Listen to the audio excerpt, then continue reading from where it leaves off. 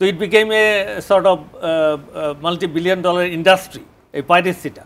তো তাদের সেই ব্যাংকিং, তাদের ইভেনের সর্ট অফ স্টক মার্কেট আছে এটা নিয়ে, এবং যেহেতু একটা ব্যর্থ রাষ্ট্র, এটার ওই দেশটার 5টা প্রভিন্স আছে বা রাজ্য আছে, এগুলো আবার সেমি অটোনমাস, তো এগুলোর আবার একটা গভর্নমেন্ট আছে, আবার আরেকটা ফেডারেল গভর্নমেন্ট। তার মানে কি এই পাইরেসি দস্যুতার সঙ্গে ওই দেশের কোস্টগার্ড যেটা, সেই কোস্টগার্ড জড়িত আপনি বলতে চাচ্ছেন? না, এই এন্টায়ার নেশন জড়িত।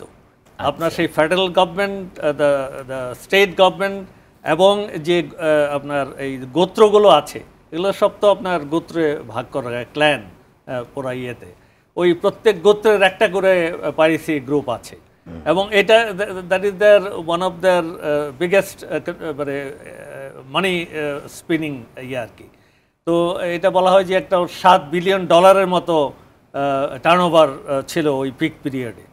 তো এই চললো। এরপরে আপনার আন্তর্জাতিক যে নৌ পেট্রোল এগুলো শুরু হলো, American the NATO patrol, and finally the European naval force, তারা ওই এলাকাটা অপারেশন আটলান্টা নামে একটা অপারেশন তারা শুরু করলো, এবং এর ফলে আপনার এটা কমে আসতে থাকলো, এবং কমে আসতে আসতে বাই 2017 এটা একদম মানে শূন্যের কোঠার মতো চলে আসলো।